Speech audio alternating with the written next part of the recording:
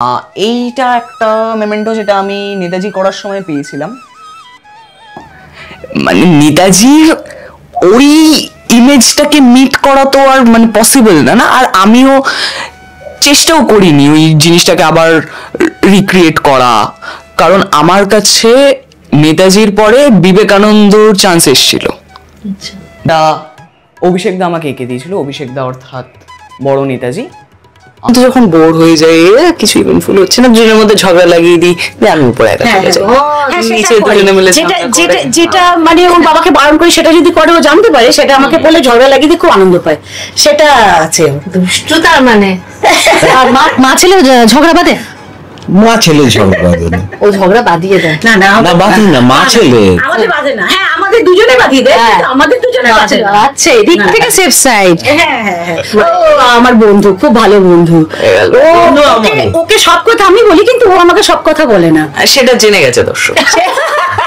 দিদি নাম্বার 1-এ পাওয়া এটা আমার উইনারের ট্রফি, এবং এইটা আবার প্রভাবতী দেবীর দেওয়া, which makes me realize যে এই বাড়িতে অর্ধেক জিনিস প্রভাবতী দেবীরই দেওয়া। খুব না, আমার খুব দমবন্ধ লাগে কাজ না করতে পেরে। মানে অভিনয়টা এখন মানে অক্সিজেনের মতো হয়ে গেছে আমার কাছে। কৃষ্ণের মূর্তি যেটা আমি এখনো মাথার কাছে নিয়ে ঘুমাই, মারাত্মক লেভেলের কৃষ্ণ ভক্ত। ওই ভক্তের ভগবান শ্রীকৃষ্ণ করার পর থেকে হয়ে গেছে, এটা এখনো যাচ্ছে না। বেশিরভাগটা গল্প লিখে, তো সেগুলো সব যেগুলো প্ল্যান করি আমি এখানে লাগানো থাকে, যেগুলো নিয়ে আমার মায়ের সঙ্গে মাঝে মাঝে ঝামেলা হয়। আমার মা খুব মানে ঘরদোর সাজিয়ে গুছিয়ে রাখতে ভালোবাসে। আসছে নাকি অ্যাকসেপ্ট করা হচ্ছে নাকি, মানে মনের মতো চলতে পারছো না বা কোনো কিছু? ওই জন্য না, আসলে আমার প্রথম থেকেই সেই সময়টা আমি এখানেই থাকতাম, আমার ছবি আঁকা গল্প লেখা নিয়ে ব্যস্ত থাকতাম। এখনো আমার কিছু পুরনো খাতাপত্র এখানে রয়েছে, যেগুলো বহু বছর আমার ধরা হয়নি এখনো। ছেলে কথা শোনে বাধ্য না, একদমই বাধ্য না। ওই ছবিটা আমাকে আমার বন্ধু অরণ্য এঁকে দিয়েছিল, আমার জন্মদিন ছিল না, তাও মনে হয়েছে এঁকে দিয়েছে অরণ্য, অর্থাৎ আপনাদের জয় বাবা লোকনাথ। মা বাবা নিচের তলায় থাকে, আমি উপরের তলায় থাকি, তো খাওয়া দাওয়ার সময় ঘুমানোর সময় আর কি ওদের সঙ্গে দেখা হয়। এরকম অবস্থা কেন? আপনারা এসে গেছেন, ওয়েলকাম টু মাই শাহী মহল। আসো দেখাই বাড়িটা। এটা হচ্ছে আমার মায়ের সাজানো এগুলো সব, বাট আমার মা থাকে না এখানে, বেশিরভাগ সময়টা আমিই থাকি, মানে সব সময়টাই আমি থাকি বলতে গেলে। এটা একটা পোর্ট্রেট যেটা অভিষেক দা আমাকে এঁকে দিয়েছিল, অভিষেক দা অর্থাৎ বড় নেতাজি। এটা দেখে মনে পড়লো অভিষেক দার সাথে কথা হয়েছিল একটা ওই ওয়ারেস্ক ছবি নিয়ে বড় হলে। Thanks for reminding. এই ছবিটা আমার কাকুর আঁকা, who is one of the finest artist I ever known. শুনে আমার ঘরটা দেখবেন, এইটা হচ্ছে আমার ঘর, যেখানে 24/7ই থাকি আমি, এবং এদিকটা দেখলেই যেমন বোঝা যাচ্ছে সেটা। আমার অবসর সময়ে আমি কাটাই গল্প টল্প লিখে, ছবি এঁকে, বেশিরভাগটা গল্প লিখে, সেগুলো সব যেগুলো প্ল্যান করি আমি এখানে লাগানো থাকে, যেগুলো নিয়ে আমার মায়ের সঙ্গে মাঝে মাঝে ঝামেলা হয়। আমার মা খুব মানে ঘরদোর সাজিয়ে গুছিয়ে রাখতে ভালোবাসে, আর আমি হচ্ছে ঠিক তার অপোজিট। আমি একটা জিনিস সাজিয়ে গুছিয়ে রাখতে ভালোবাসি, হাউএভার সেটা হচ্ছে বই। বই নিয়ে ভীষণ সেন্সিটিভ আমি। বই কেউ মানে পেজ মার্ক করার জন্য যদি একটু ভাঁজ করে নেয়, আমার সেটা খুব গা ঘিনঘিন করে। ওইখানে মা সরস্বতীর মূর্তিটা আমার মায়েরই বসানো। এই বইগুলো নিচের দিকের যেগুলো রয়েছে সেগুলো আমার এখনো পড়া হয়নি, বার করা থাকে সেগুলো। আর except Da Vinci Code, Mahabharata, নিচের জঙ্গল বুক, অজয় বইটা, এবং যেগুলো যে কটা কমিক বুকস রয়েছে, মার্ভেলের ভীষণ ফ্যান আমি, যেগুলো ওই দিককার পোস্টার্সগুলো দেখলেই বোঝা যায়।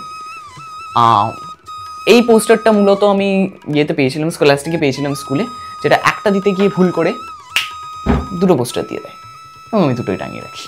বেশ, তাহলে আমার বাড়িতে আনপ্রেসিডেন্টেড এন্ট্রি হয়ে গেছে। এবার আপনাদেরকে নিচটা দেখাই, নিচের তলায়, যেখানে আমার অতটা রাজ চলে না। শুধু ডিরেকশনটা বলতে পারছি না, কারণ সেটা সিকিউরিটি ব্রিচ হয়ে যাবে।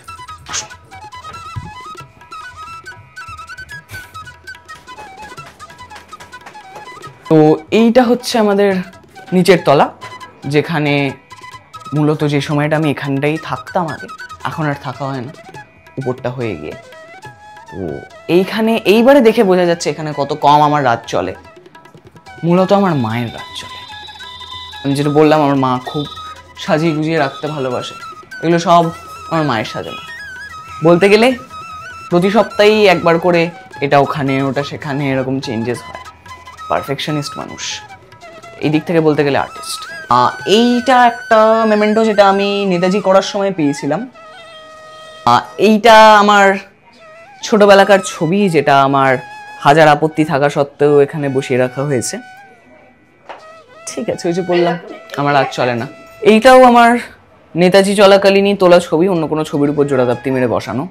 আর এইটা হচ্ছে আমার কৃষ্ণের মূর্তি, যেটা আমি এখনো মাথার কাছে নিয়ে ঘুমাই। মারাত্মক লেভেলের কৃষ্ণ ভক্ত। ওই ভক্তের ভগবান শ্রীকৃষ্ণ করার পর থেকে হয়ে গেছে, এটা এখনো যাচ্ছে না। এবং এই মূর্তিটা যেরকম আমার নেতাজি সিরিয়ালের প্রভাবতী দেবী দিয়েছিলেন। আর এইটা হচ্ছে আমার প্রথম রিয়েলিটি শো মায়ের সুপার কিড, সেখান থেকে পাওয়া ট্রফি। চ্যাম্পিয়ন হয়েছিলাম প্রথমবার গিয়েই। দিদি নাম্বার 1-এ পাওয়া এটা আমার উইনারের ট্রফি। এবং এইটা আবার প্রভাবতী দেবীর দেওয়া, উইচ মেক্স মি রিয়েলাইজ যে এই বাড়িতে অর্ধেক জিনিস প্রভাবতী দেবীরই দেওয়া। উপরে আমার পাওয়া বিভিন্ন রকমের পুরস্কার। এই আলমারিটা আরও ভর্তি করতে হবে। এখানে মন্দির, যেটা আমার দিদা বেশিরভাগ সময় পুজো আচ্ছা করে, আর আমিও মাঝে মাঝে শিবের মাথায় জল টল দিই। আর এইটা হচ্ছে আমার মায়ের সাজুগুজুর জিনিসপত্রের জায়গা, দেখেই বোঝা যাচ্ছে কতটা সেন্সিটিভ। আর এই ঘরটাতে আমার উপরটা হয়নি যখন, এই ঘরটাতে থাকতাম আমি, কারণ যেরকমটা বললাম একা থাকতে ভালোবাসি। দিদা খুব একটা থাকতো না এই ঘরে, রান্নাবান্না নিয়ে থাকতো। এখন দিদা অতটা পেরে ওঠে না, তো সেই সময়টা আমি এখানেই থাকতাম, আমার ছবি আঁকা গল্প লেখা নিয়ে ব্যস্ত থাকতাম। এখনও আমার কিছু পুরনো খাতাপত্র এখানে রয়েছে, যেগুলো বহু বছর আমার ধরা হয়নি এখনো। নিজের বাড়ির জিনিস দেখে নিজের নস্টালজিক লাগছে, যাকগে। আর এইটা হচ্ছে আমার মামার তোলা ছবি, তাও বহু বছর আগে, তখন মনে হয় আমার 4-5 বছর বয়স, স্মার্টফোনে তোলা। আমার দাদু দিদার মা বাবা পুরনো ছবি, ওইটা আমার দিদার ছোটবেলাকার ছবি। ছোটবেলাকার বলতে তখন আর কি, বিয়ের সময় যতটা ছোটবেলা হয়। আর ওই বিড়ালটাও আমার দিদারই কেনা, চণ্ডীমেলা থেকে। হ্যাঁ, এখনো আসল বিড়াল জুটি উঠতে পারেনি। বহুদিনের শখ কুকুর বা বিড়াল কিছু একটা হয়ে ওঠেনি। আর ওটা নিয়েও ঝামেলা হয়েছিল, এটা নকল কেন নিয়ে আসবে, হয় আসল আনো, নাহলে সেই টাকায় কয়েকটা বই কেন। এটা আমার মা বাবার ঘর।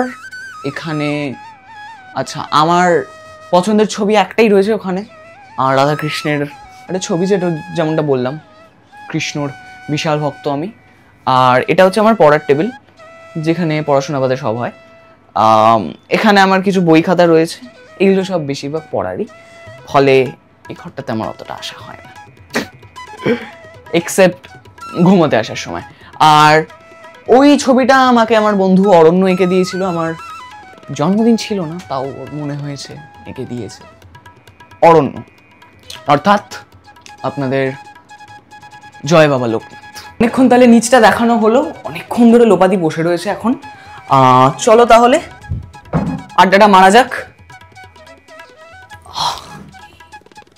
এই মুহূর্তে যার বাড়িতে আড্ডা দিতে বসেছি, সে কিন্তু ইতিমধ্যেই দর্শকদের প্রচুর মন জয় করেছে। এবং ছোট্ট নেতাজির কথা মনে আছে তো নিশ্চয়ই?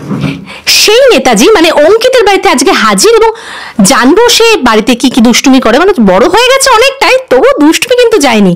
এবং মা বাবার সঙ্গে আড্ডা তো হবেই, তাই সরাসরি চলে যাই তার কাছে। কেমন আছো আগে বলো? ভালো আছি, তুমি ভালো আছো? খুব ভালো আছি। মানে এরকমই শান্ত কি? না, আমি শান্ত থাকি, মানে প্রথম কারোর পরিস্থিতি, স্থানকাল, পাত্রের উপর নির্ভর করছে।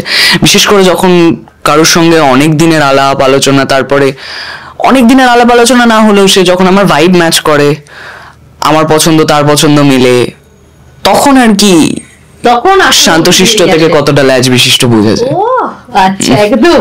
আচ্ছা, অঙ্কিতকে জিজ্ঞেস করি যে নেতাজি একটা আইকনিক চরিত্র, মানে এখনো দর্শকের মনে আছে, তারপর অনেক কাজ করেছো, ওয়েব সিরিজও কাজ করেছো, কিন্তু ধারাবাহিকে সেইভাবে অঙ্কিতকে দর্শক তো মিস করে, তুমি কতটা মিস করো?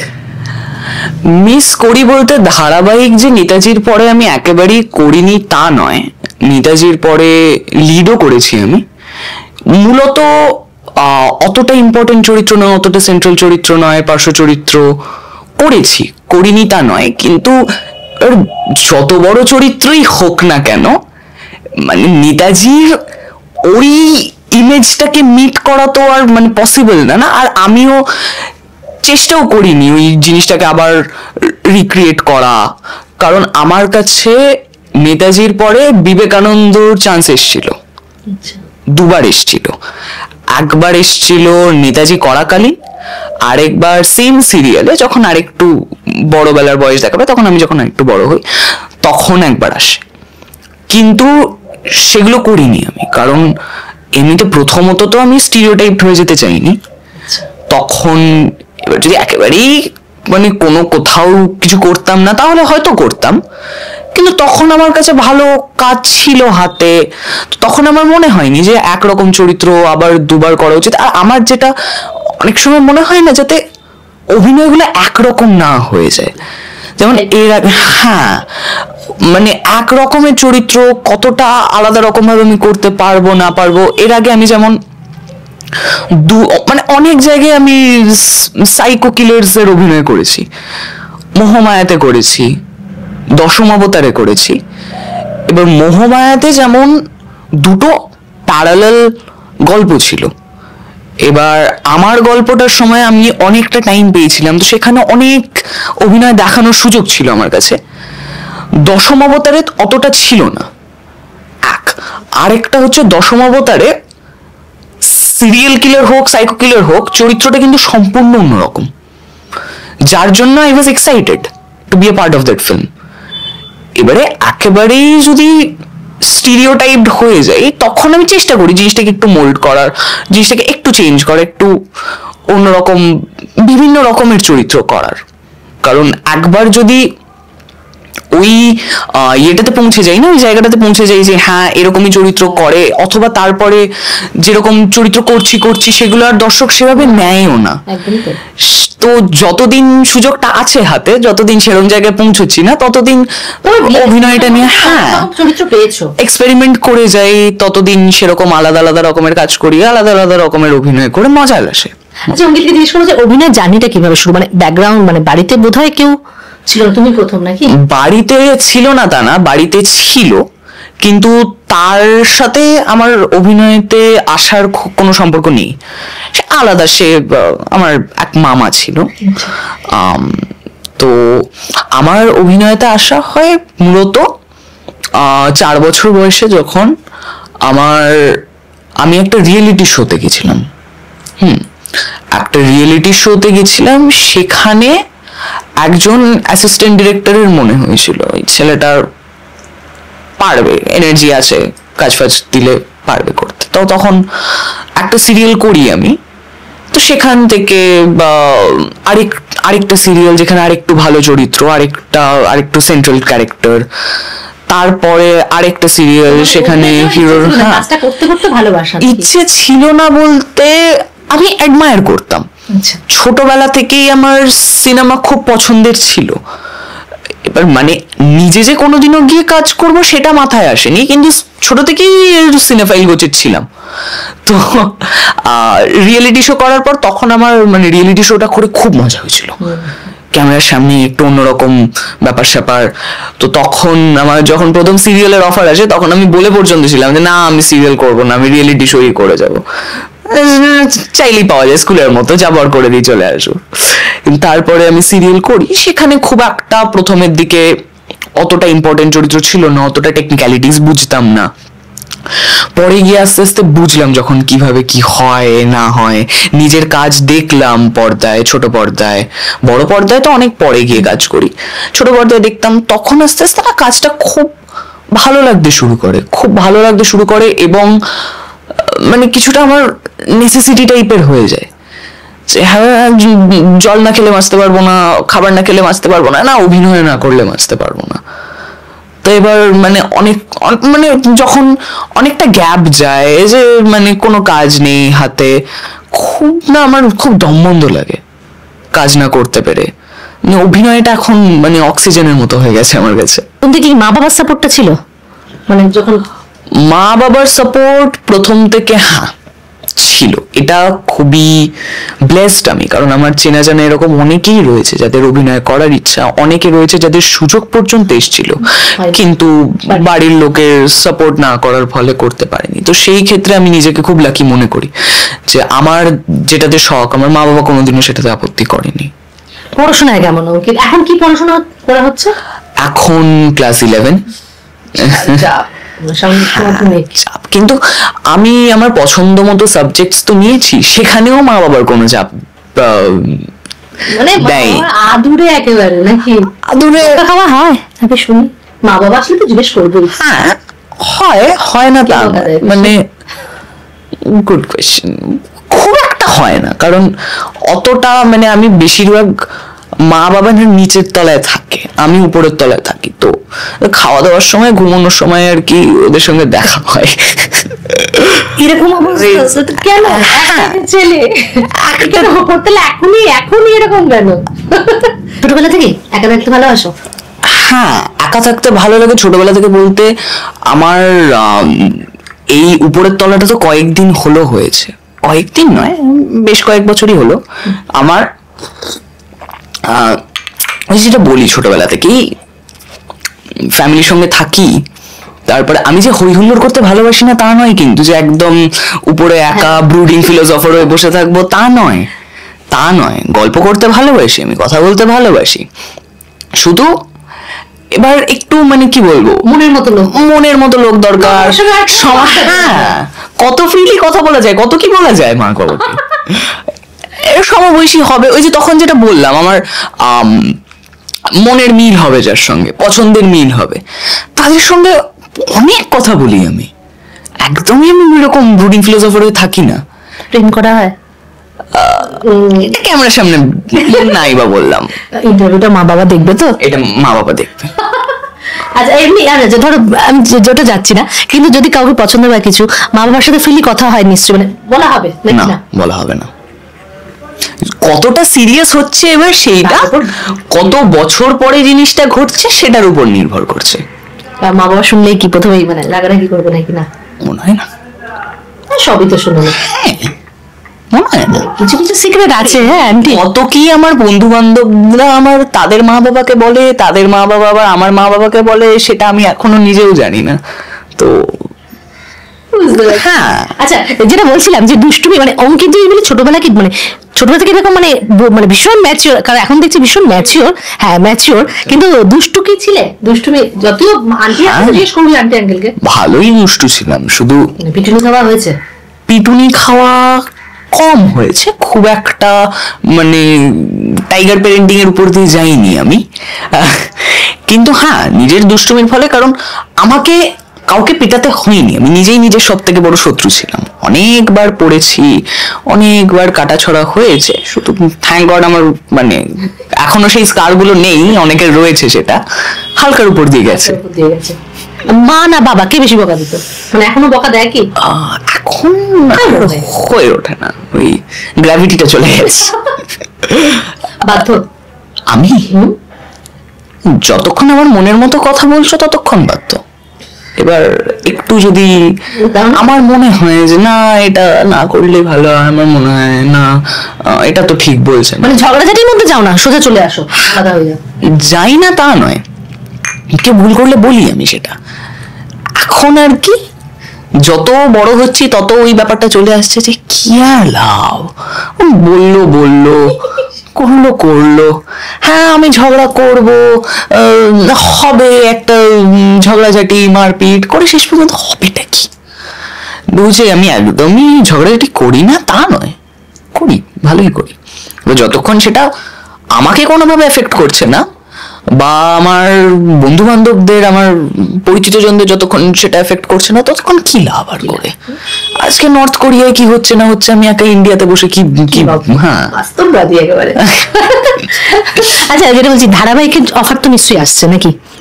অ্যাকসেপ্ট করা হচ্ছে নাকি, মানে মনের মতো চরিত্র পাচ্ছ না বা কোনো কিছু? ওই জন্য না, আসলে আমার প্রথম থেকেই ওই ব্যাপারটা নেই যে এই ছোট চরিত্র হলে করব না, মাইনার ক্যারেক্টার হলে করব না, বিশাল বড় স্টার হয়ে গেছি, আমার ওটা কোনোদিনও ছিল না। নেতাজি করার সময়ও ছিল না।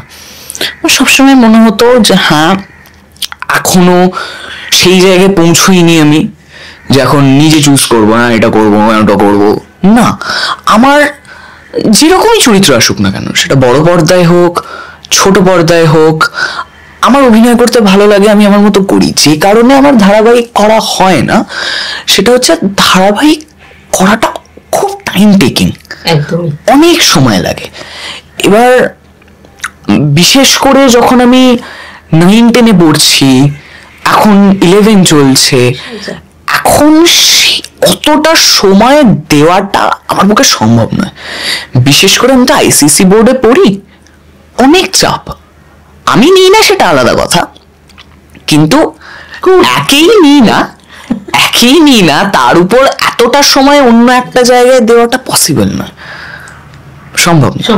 কিন্তু নেতাজি বলো, নেতাজি তো একদম আইকনিক চরিত্র, মানে দর্শকের মনের কাছে চলে গেছিলে, যে জনপ্রিয়তাটা পেয়েছিলে, কোথাও গিয়ে মনে হয় না ধারাবাহিকটা যেমন বেশি তাড়াতাড়ি দর্শকের কাছে পৌঁছানো যায়, জনপ্রিয়তা পাওয়া যায়, সেটার থেকে যখন অনেকটা দূরে আবার সেই জায়গাটা ফিরে পাওয়া বা কোনো কিছু ভেবেছো কখনো? না, সেটা তো একটা ফ্যাক্টরি, কিন্তু কি বলতো, ধারাবাহিকের দর্শক একটা ফ্যাকশন, দর্শক কিন্তু অনেক আছে।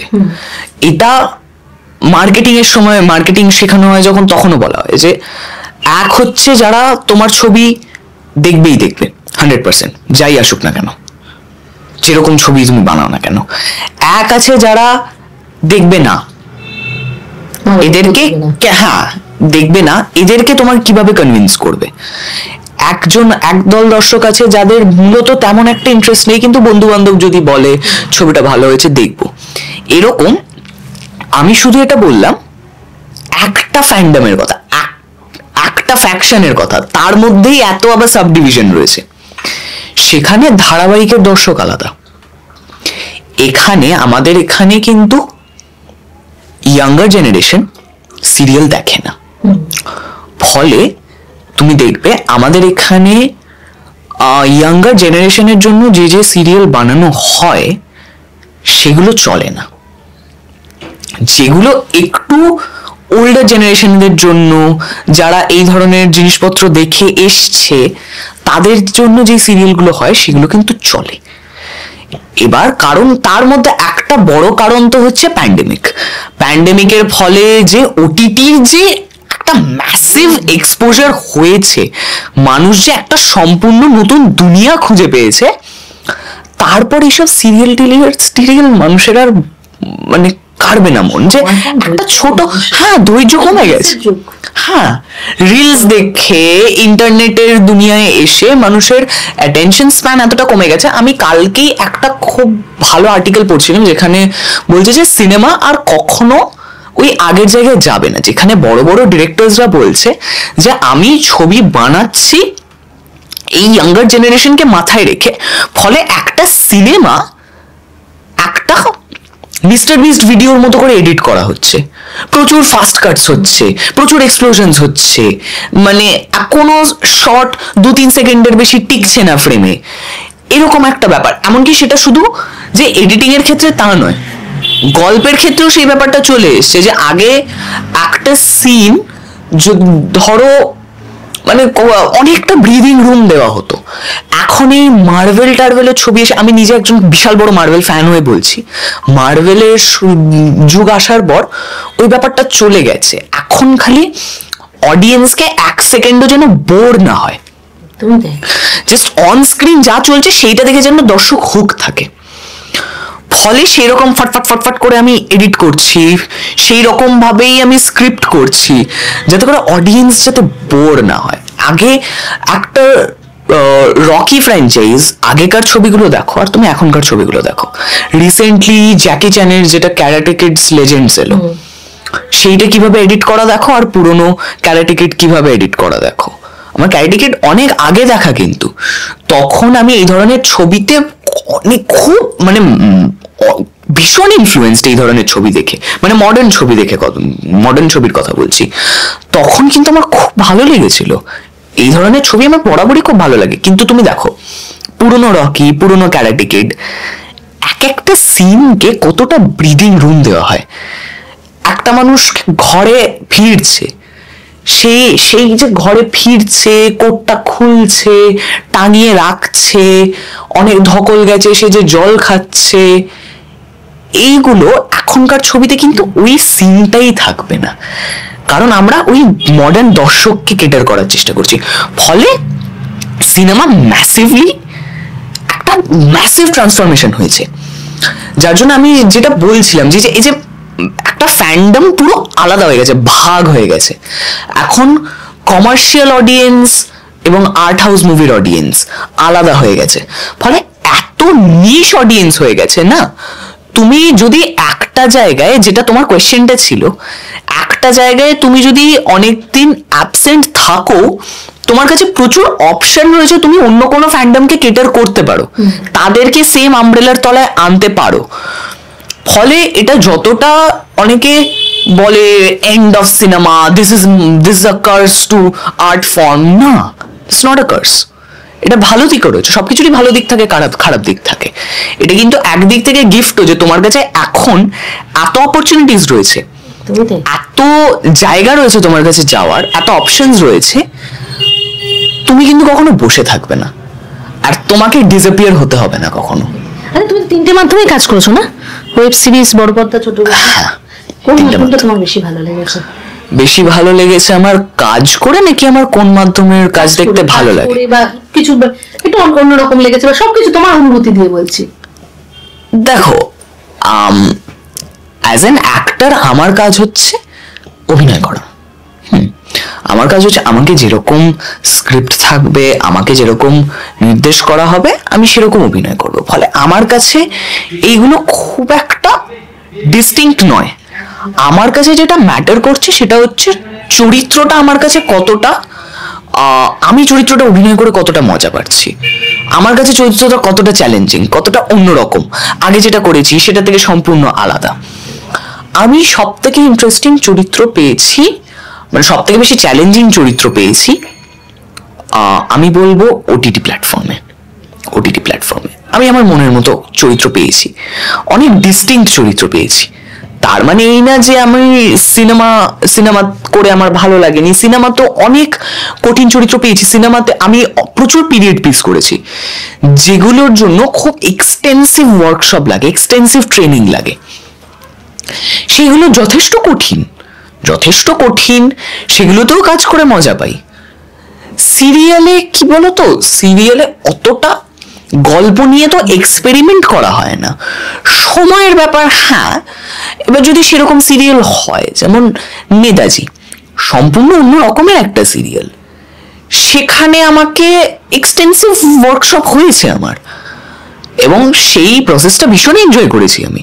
চরিত্রটা করতেও আমার মানে যথেষ্ট, আমার পক্ষে প্রথমের দিকে বিশেষ করে চ্যালেঞ্জিং ছিল। তারপরে যখন আস্তে আস্তে চরিত্রটাতে ঢুকে যাচ্ছি, তখন আর অতটা অসুবিধা হয় না। এটা সিরিয়ালের ক্ষেত্রেই বেশি অ্যাপ্লিকেবল, কারণ এখন ছবি তৈরি হচ্ছে 12 দিন 15 দিনে, ফলে মানে সেটাও আর কি স্বপ্নের মতন।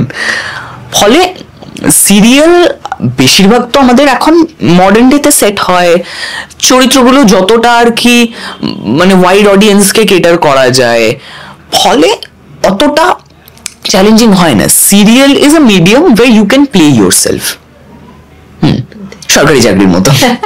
ইন ফিউচার কি করার ইচ্ছা আছে, মানে ফিউচার না পরিচালনায় যাওয়ার আমার ইচ্ছা রয়েছে। আমি লেখালেখি করি ভীষণ, ফলে আমার লেখক হওয়ারও অনেক ইচ্ছে। আমার অনেক বই লিখবো এরকম প্ল্যান করা রয়েছে, অনেক কিছু লিখেওছি আমি, ওয়াটপ্যাডে ভীষণভাবে অ্যাক্টিভ আমি। তারপর আমার প্রডিউসার হওয়ার ইচ্ছে। কারণ হ্যাঁ আমি রিলেট করতে পারি, জানো তো, যারা লেখক ডিরেক্টর তাদের সঙ্গে রিলেট করতে পারি আমি, যাদের একটা গল্প বলার ইচ্ছা কিন্তু সেটা তারা বিভিন্ন কারণে বলে উঠতে পারে না, তাদের ভিশনটা অনেকটা ডিস্টর্ট হয়ে যায় অনেক কারণে। সেই জন্য আমার নিজের প্রোডাকশন হাউস খুলে আমার স্বপ্ন আছে যে আমি সবাইকে তাদের নিজেদের গল্প বলতে দেব, তাদের যেরকম ভাবে গল্প বলার ইচ্ছে, বিশেষ করে আমার যেরকম গল্প বলার ইচ্ছে আমি সেরকম ভাবে গল্পগুলোকে বলবো। এই জেনারেশনকে কেটার করতে হয়, তাহলে কিন্তু সেই রকম তোমার ডিরেক্টর হোক প্রডিউসার হোক তাদের সেই ব্র্যান্ড ভ্যালুটা থাকতে হবে। আজকে A24 এর নাম হয়েছে, হ্যাঁ তারা ভালো ছবি বানিয়েছে, কিন্তু এখন আর কোনো প্রোডাকশন হাউস কি ইন্ডি ছবি বানাচ্ছে না? নিশ্চয়ই বানাচ্ছে। তাদের ছবি কেন চলে না? কারণ A24 এর মতো সেই 10 বছর ধরে তৈরি করা ব্র্যান্ড ভ্যালুটা নেই তাদের। এবং ক্রিস্টোফার নোলানের মতো ছবি কি আর কেউ বানাচ্ছে না? হয়তো সেই ম্যাসিভ বাজেটটা পাচ্ছে না যে ক্রিস্টোফার নোলান যেটা পারে।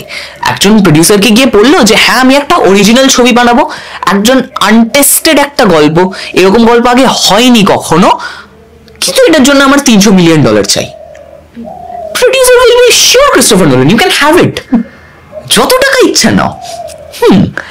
এবার সবাই পারে না সেটা, কিন্তু সেরকম ছবি তো বানাচ্ছে না তা নয়। ক্রিস্টোফার নোলান শুরুর দিকে ক্যারিয়ারে যেরকম ছোট বাজেটের ছবি বানিয়েছে, ফলোইং বলো, মেমেন্টো বলো, ইনসমনিয়া বলো, সেরকম ছবি বানাচ্ছে এখনো।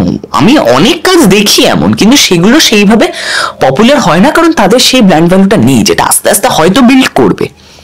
কিন্তু এইবারে আমার যেটা ইচ্ছা যে এইরকম একটা ব্র্যান্ড ভ্যালু তৈরি করে দর্শককে ভালো কন্টেন্ট দেওয়ার। কন্টেন্ট ওয়ার্ডটাই যদিও আমার খুবই, কন্টেন্ট ওয়ার্ডটা নিয়ে আপত্তি আছে আমার, যেটা ওর স্ট্রিমিং প্ল্যাটফর্ম আসার পর যেটা কন্টেন্টিফিকেশন হয়েছে, যেটা মুভিজ ওয়েব সিরিজ সব কিছুর। আমার ইচ্ছা not to take the audience for granted, যে একবার যখন হ্যাঁ তোমার ব্র্যান্ড ভ্যালু হয়ে যাচ্ছে, তুমি জানো তোমার কাজ এবার দেখবে সবাই, তো তখনই যে যা বানাবো দেখে তো নেবে, পয়সা উঠে তো যাবে, ওই ব্যাপারটা যেন না আসে। আমি যাতে দর্শককে যে ভরসাটা আমি বিল্ড করছি সেইটা যেন আমি বজায় রাখতে পারি, সেরকম ভালো content, so that bigger and better, সেটা যেন বজায় রাখতে পারি, সেটা যেন আমি দিতে পারি, এটাই ইচ্ছা আমার। এরকম ভাবে কাজে এগিয়ে যাও। তোমার সাথে কথা হলে একটু চট করে মা বাবাকে ডেকে নি। হ্যাঁ নিশ্চয়ই। আচ্ছা, পেয়ে গেছি অঙ্কিতের মা বাবাকে, মানে আঙ্কেল আন্টিকে। কেমন আছো? ভালো আছি, আপনি কেমন আছেন? খুব ভালো আছি। ভালো আছি গো, তোমরা ভালো আছো? একদম। মানে ছেলে তো মানে দর্শকের মন জয় করে নিয়েছে, ভীষণ শান্ত কিন্তু ভীষণ ম্যাচিওর দেখলাম, যেটা কথা শুনে বুঝলাম। আর আন্টির সঙ্গে এর আগে আমার অফ ক্যামেরা কথা হয়েছে, দেখেছি ছেলের থেকে বেশি এক্সাইটমেন্ট হচ্ছে আন্টি, এবং কিছুক্ষণ আগে কিন্তু আঙ্কেলে বলে আমাকে কথা বলতে দেবে না, সব মানে মাই বলে দেবে। এটা একটু শুনি না, সত্যি এরকমই, কিন্তু এতটা না যে কাউকে বলতে দেবো না, সেটা না। কথা বলার সুযোগ পাও আঙ্কেল? মোটামুটি না, মোটামুটি না, সব মাই একা বলে দেয়, মানে আন্টি বলে দেয়। আর এই জন্যই কি ছেলে শান্ত? ছেলে শান্ত নয়, মানে কথাবার্তা শুনে তো বুঝতেই পারছো। হ্যাঁ তুমি বলো, ভীষণ বাস্তববাদী। শান্ত নেই আমি, যে ওরা দুজনের মতো এখানে নিচে যা পারে করে। আমি মাঝে মধ্যে যখন বোর হয়ে যাই, কিছু ইভেন্টফুল হচ্ছে না, দুজনের মধ্যে ঝগড়া লাগিয়ে দিই, আমি উপরে একা চলে যাই, নিচে দুজনে মিলে যেটা মানে ওর বাবাকে বারণ করে সেটা যদি করে ও জানতে পারে, সেটা আমাকে বলে ঝগড়া লাগিয়ে দিয়ে খুব আনন্দ পায়, সেটা আছে। দুষ্টু তার মানে। আর মা ছেলে ঝগড়া বাঁধে? মা ছেলে ঝগড়া বাঁধে না, ও ঝগড়া বাঁধিয়ে দেয়। না বাঁধি না, মা ছেলে আমাদের বাঁধে না। হ্যাঁ আমাদের দুজনে বাঁধিয়ে দেয়, আমাদের দুজনে বাঁধে না। আচ্ছা, এদিক থেকে সেফ সাইড। হ্যাঁ আমার বন্ধু, খুব ভালো বন্ধু। ওকে সব কথা আমি বলি, কিন্তু ও আমাকে সব কথা বলে না, সেটা জেনে গেছে দর্শক। আমি জিজ্ঞেস করেছি, অনেক কিছু কথা জিজ্ঞেস করেছি, ইন্টারভিউটা দেখো, কিন্তু ও বলেছে না এখন আমি কিছু বলবো না, পরে ভেবেছি। হ্যাঁ সেটাই, ও একদমই তাই। নাকি আমি পুরোটা খাওয়াইনি, ইন্টারভিউটা দেখলে বুঝবে। সেটাই। আচ্ছা, ওকে যেটা জিজ্ঞেস করছিলাম যে ধারাবাহিকটা তো এখন যেহেতু পড়াশোনার বিশাল চাপ, সেইভাবে ধারাবাহিক সেই ইয়েতে করছে না, সিনেমা বড় পর্দায় তো কাজ করেছে, ওয়েব সিরিজও করেছে। তা তো তোমার কি ইচ্ছা, মানে বড় পর্দার কথা বলছো? বড় পর্দা ছোট পর্দায় কাজ করার? হ্যাঁ, আমার তো খুবই ইচ্ছা যে ভালো ক্যারেক্টার পাক, ছোট পর্দা বড় পর্দা বলে কিছু নেই, যেটাতেও ভালো হ্যাঁ কাজটাও করুক, এটা তো খুবই ইচ্ছা আমার। হ্যাঁ, ছেলে কথা শোনে বাধ্য? না না, একদমই বাধ্য না, না না একদমই বাধ্য না। ওকে কোনো কথাই শোনে না, মানে কি বলবো, খাবার কথাও শোনে না। ও নিজের ইচ্ছে মতো যখন যেটা ইচ্ছা হয় তখন সেটা করে। ও মানে ওকে যদি পড়তে বলি তখন পড়তে বসবে, যখন ইচ্ছা হবে তখন পড়তে বসবে। হ্যাঁ, এরকম দুঃখ বেচারা বাধ্য, কিন্তু ছেলে কেন নয়? মনে হয় বেশ না এমনি শান্ত, এমনি শান্ত, এমনি মনটা খুব ভালো ওর। হ্যাঁ, কিন্তু ওপর থেকে বোঝা যায় না। আমার সামনেই বলছে। না না, সত্যি ভালো, কিন্তু ওপর থেকে বোঝা যায় না, মানে কোনো রাস্তায় যেতে যেতে যত দেরি হোক না কেন, আমার হয়তো দেরি যাচ্ছে আমি চলে যাবো, কিন্তু ও শুনবে না। কোনো ভিখারি যদি হাত পাতে তার হাতে টাকা দিতেই হবে, তবে ও যাবে, তাতে যত দেরি হোক শুটিং এ ও যাবে না। আর ওনারা একটু মাথায় এরকম হাত বোলালে খুব খুশি হয়, সত্যি তাই। এমনি ঠিক আছে, মানে সব কথা শুনে না, কিন্তু কিছু কিছু কথা শুনে। হ্যাঁ, খাওয়ার ব্যাপারটা কি কিছু খায় না? না গো, এটাই তো সমস্যা, কিচ্ছু খায় না। মানে মাছ বলো, মাংস বলো, কি বলবো, দই মিষ্টি কিচ্ছু না, দুবেলা কি ওই আলু ভাজা ডাল পোস্ত, আর কিছু না। প্রোটিন জাতীয় কিছু না, আলাদা কিচ্ছু খায় না। না, ডিমটা খায়। তাও মানে না হলেও চলে, এই আর কি। মায়ের অনেক কিছু আবদার আছে কিন্তু তোমার ওপর। হ্যাঁ, এবার সেগুলো মায়ের নিজস্ব ইচ্ছে, আমি কি করতে পারি সেই ব্যাপারে। শোনে না, যেমন তোমাকে বলছি যে ব্ল্যাক গেঞ্জি পরে বসে আছে, দেখছো তো, ওর 9-10টা তো হবেই ব্ল্যাক গেঞ্জি। আমি যদি বলি অন্য কোনো জামা পর, কখনো পরবে না। ও এটাই পরবে, এইরকম ধরনের কথা শোনে না, মানে একেবারে অবাধ্য ওরকম বলছি না। Black is the symbol of the, মানে কি বলবো, black is the colour of my generation.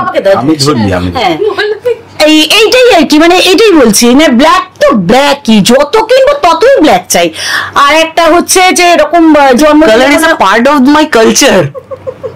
আর গিফটে কোনো গিফটের ওর ইয়ে নেই, যেন অন্যান্য বাচ্চারা আমাকে একটা ঘড়ি কিনে দাও, আমি একটু সাজগোজের দিকেও একদম নেই গো। আমি অন্যান্য ছেলেদের দেখি এরকম খুব ভালো লাগে, একটু ডানাতে ঘড়ি পরলো, একটু স্টাইল করলো, এইসব আমার একদম নেই। কিন্তু অনেক কিছু বেড়ে গেছে তোমাকে নিয়ে। না গো, ওইগুলো একদম করে না, আমার খুব বহুকালের frustration এখনো সে পর্যন্ত কাটছে। ওর এখনো পর্যন্ত কোনো সানগ্লাস নেই, কেউ বিশ্বাস করবে না।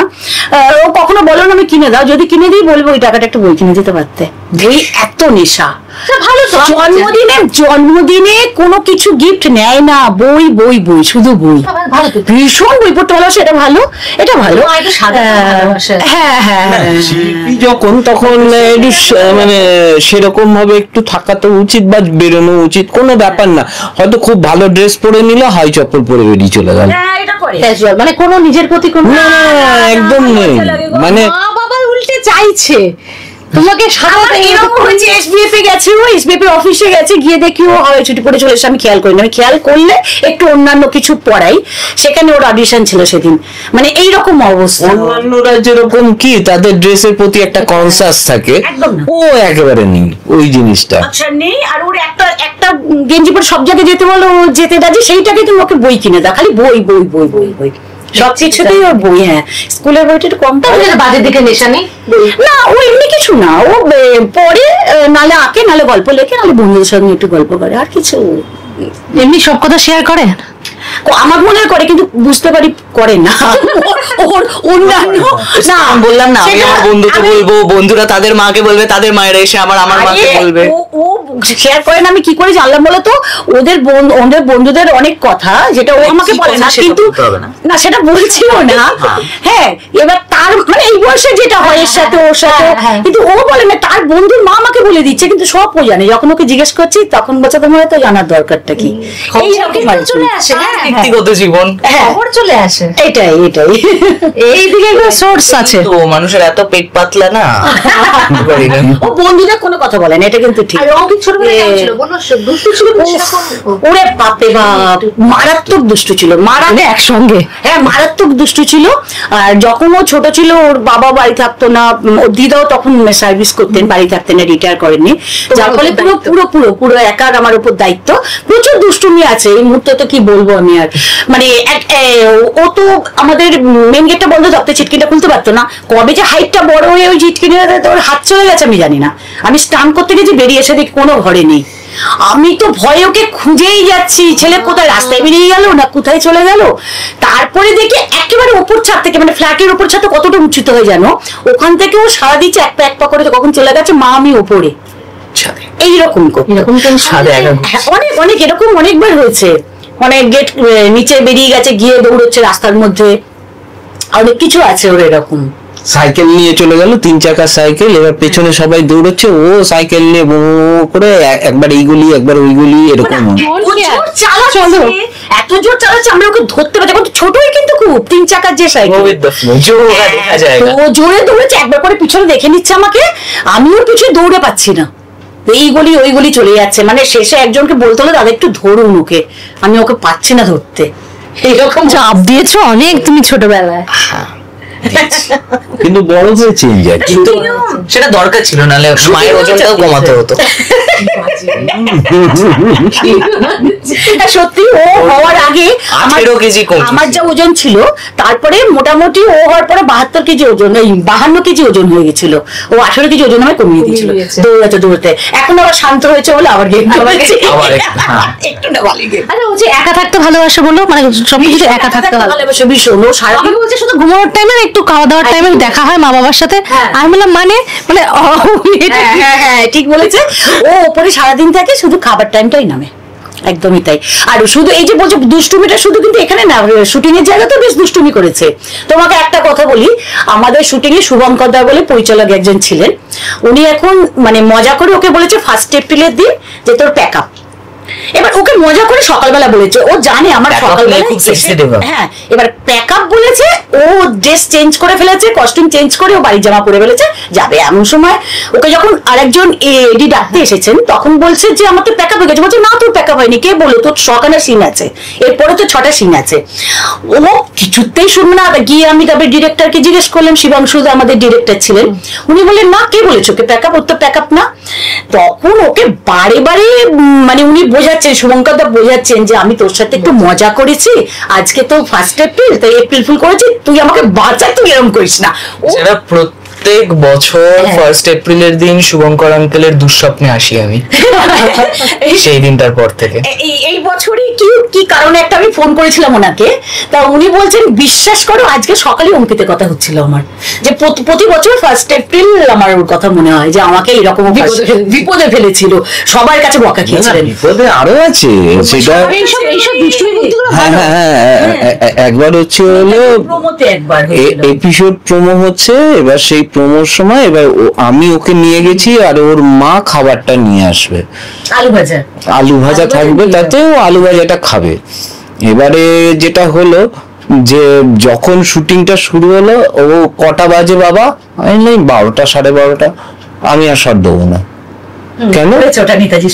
হ্যাঁ, আমি আগে আলু ভাজা খাবো, লাঞ্চ করবো, তারপরে আমি শট দেবো। ব্যাস, চ্যানেলে সব আটকে গেছে, মানে চ্যানেলে যারা শুট মানে ডিরেক্টর, ক্যামেরাম্যান সবাই আটকে গেছে। না সেদিন ছিল ধ্রুব আঙ্কেল ছিল। ছোটবেলা থেকে মুডি, হ্যাঁ ও মুডি। তারপরে আমি যখন এসেছি, ডিরেক্টর বলছেন আপনি কিচ্ছু দেখতে হবে না, আগে আপনি যান, ওকে আলু ভাজাটা দিন যাতে মানে আমি এবার নিতে পারি সব। আমি দৌড়ে চোখে আলু ভাজা খাবো, এর ব্যাপার না যে যখন যেটা ইচ্ছা হবে, যখন যেটা টাইমে সবকিছু করে নেবো। হ্যাঁ, তারপরে খাওয়ার টাইম ব্যাস খেয়ে, হ্যাঁ এবার টাইমে কিছু না হলে ভীষণ অসুস্থ হয় আমার প্রচন্ড। এবার ধরো কোনোদিন দিল না হয়তো শুটিং এ, এবার আমি লাঞ্চ না করে যাব না, এবার সবাই একে একে একে ডাকতে এসে দাঁড়িয়ে যাচ্ছে। এবার আমার তো খারাপ লাগছে, প্রচন্ড লজ্জা করছে, ওকে পাঠাতে পারছি না। এবার ভাতটা কি করছে, ওকে এক গাল করে দিচ্ছে, এক গাল সরিয়ে রাখছে অন্য জায়গায়, ও খাবে আবার পুরোটা খেয়ে যাবে, একটু খেয়ে যাবে না। আমাকে এরকম করে ম্যানেজ করতে হতো, একটু করে খাওয়াচ্ছে আর 2 মুঠো করে সরিয়ে রাখছে, যাতে যতটা কম হয়ে যায়। দেখে নিচ্ছে, যাই হোক আলা কিছু বলেনি, যাই হোক। হ্যাঁ, কিন্তু আমাকে পরে বলেছিল তুমি যেন ওই ভাতটা পরে খাওয়ানো, আমাকে আর চেষ্টা করো না, ওটা আমি কিন্তু পরে খাবো না, এটা করেছিল। এইরকম অনেক আছে, অনেক আছে। ম্যামদের আর কি এটাই কথা যে আরেকটু পড়লে আরেকটু ভালো পারতো। মোটামুটি খারাপ করে না রেজাল্ট, ভালো করে, খুব খারাপ করে না। ওরা যেটা বুঝেছে এতদিনে সেটা হচ্ছে যে আমি অভিনয় করি না করি, শেষকালে আমি সবকিছু আমি পড়া আমি শেষ রাতের জন্যই বাঁচিয়ে রাখি। ফলে আমি অভিনয় করছি কি না করছি সেটা ম্যাটার করে না, মানে করলেও যা নম্বর পাওয়ার আমি তাই পাবো, এইটা এতদিনে বুঝে গেছে। বা না করলে যে বিশাল নাম্বার পাবে তাও নয়। আচ্ছা, হ্যাঁ, করলেও যে খুব কম পাবে তা না, ওই এটাই আর কি। হ্যাঁ হ্যাঁ, সেটাই। আর একটা জিনিস সেটা হচ্ছে হলো মানে বাইরে ধুমধুমার কাণ্ড হচ্ছে ওকে নিয়ে, কিন্তু যেই অন ক্যামেরা হয়ে গেল সঙ্গে সঙ্গে চরিত্রতে ঢুকে যায়। মানে ক্যামেরার সামনে আসলে ওই ছেলে নয়। ও বলেছে কি না, ও ভালো একটা সিনেমা করেছে, ও কি বলেছে সেটা? হ্যাঁ, এই বছরই তো ফিল্ম ফেস্টিভ্যালে সিলেক্ট হয়েছিল। এবছর ইন্টারন্যাশনাল ফিল্ম ফেস্টিভ্যালে নন্দনে ওটা দেখানো হয় এবং পুরোটাইতেই ও আছে। ভানু হচ্ছে রবীন্দ্রনাথকে নিয়ে ওটা, ভানু সিং এর পদাবলী, যে 2 বছরের রচনা কালটাকে ধরা হয়েছিল ওটা। তা ওটা এখানে ইন্টারন্যাশনাল ফিল্ম ফেস্টিভ্যালে সিলেক্ট হয়। তাছাড়া এই বছরই লন্ডন ফিল্ম ফেস্টিভ্যালে সিলেক্ট হয়েছে, সিঙ্গাপুর ফিল্ম ফেস্টিভ্যালে সিলেক্ট হয়েছে। বলেনি এটা তো বটে? ও আচ্ছা আচ্ছা, হলে এখনো রিলিজ করেনি, কিন্তু 3 জায়গায় ফিল্ম ফেস্টিভ্যালে সিলেক্ট হয়েছে, দেখানো হয়েছে। লন্ডন আমাদের পক্ষে সম্ভব হয়নি যাওয়ার, বা সিঙ্গাপুরেও যেতে পারিনি। এখানটা অবশ্যই গেছিলাম, এখানে অবশ্যই গেছিলাম। এখানে 2 বার দেখানো হচ্ছে, এবারে নজরুল তীর্থ আর তোমার নন্দনে দেখানো হয়েছে। যাক, শেষ করবো, এভাবেই এগিয়ে যাও অঙ্কিত।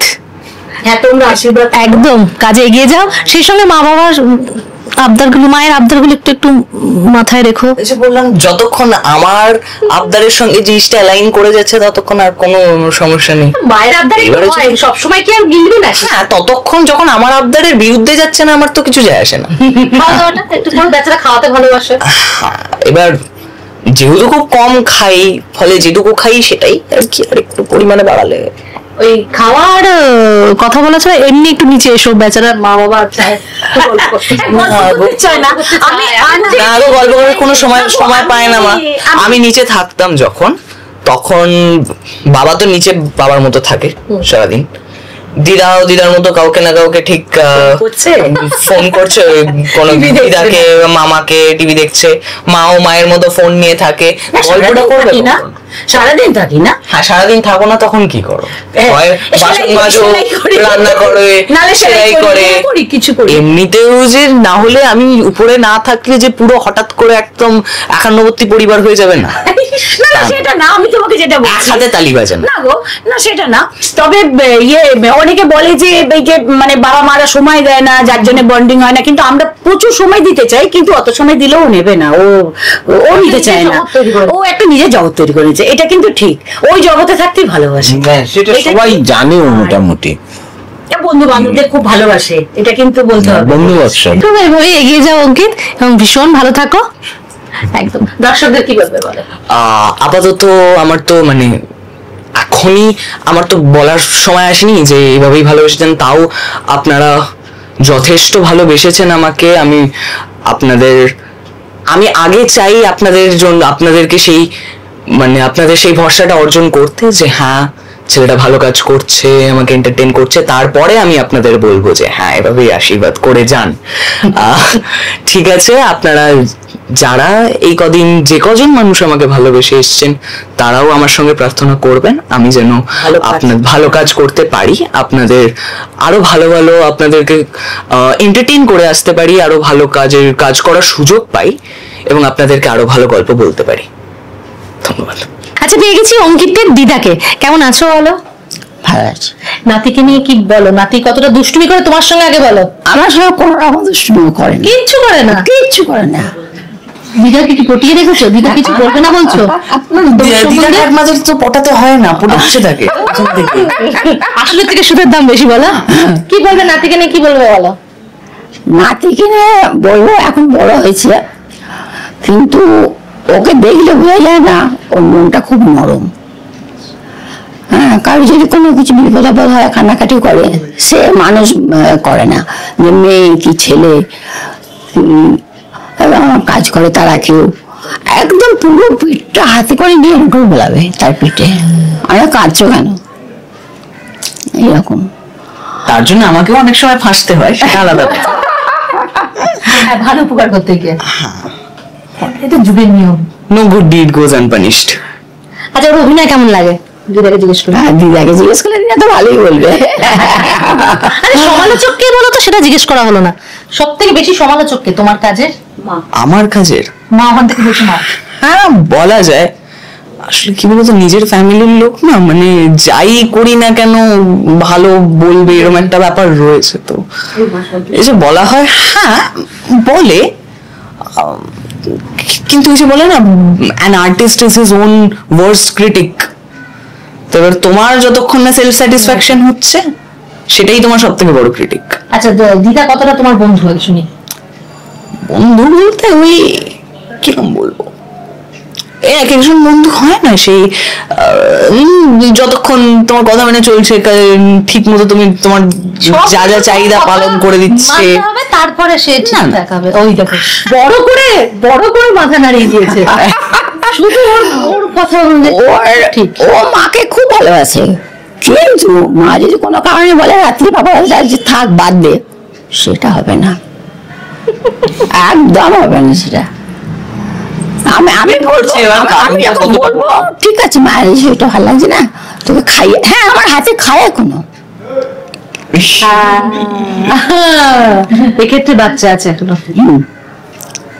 দিদা ঘরে রাখবে মা যদি খাবার বাড়ে, আর স্কুলে যাক বা কোনো আত্মীয় বাড়ি যাক, এসে মা তো ঘরে আছে, মাকে ডাকতে পারে, কিছুতেই ডাকবে না দিদা। দিদা বললাম আমার যতক্ষণ চাহিদা মেটাচ্ছ, আমার যখন খেতে দেওয়ার কথা খেতে দিয়ে দিচ্ছ, রান্না করার কথা যা যা চাইছি রান্না করে দিচ্ছ, কোনো হেডেক খুব ভালো বন্ধু, খুব ভালো বন্ধু, খুব বাজে, কোনো হেডেক নেবে না, শুধু শুধু তোমার মন জুগিয়ে চলবে। বলো, হ্যাঁ মন জুগিয়ে চলতে হবে, মন জুগিয়ে চলতে হবে, সেটা বেশি শিবের মতো রাগ। বাবা রাগ মানে খেতে বসে একটু করবে, এত রাগ, এত রাগ। তুমি এই রান্নাগুলো আমার দিয়ে খাচ্ছ, আমি ওগুলো একটাও খাই না, আমি ভাত আজকে খাবোই না, এইরকম।